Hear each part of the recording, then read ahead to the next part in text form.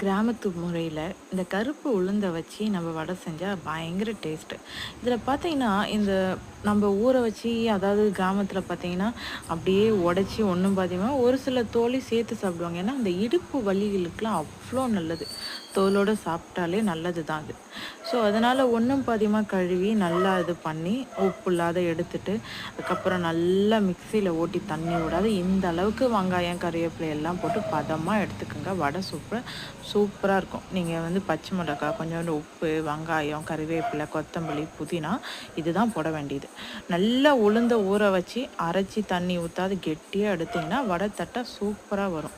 So, அத தட்டி நம்ம எடுத்து சாப்பிடும்போது, அந்த இடுப்பு வலி, கால் வலி இதெல்லாம் ரொம்ப நல்லது வயித்து பகுதிக்கு, வயிறுக்கு.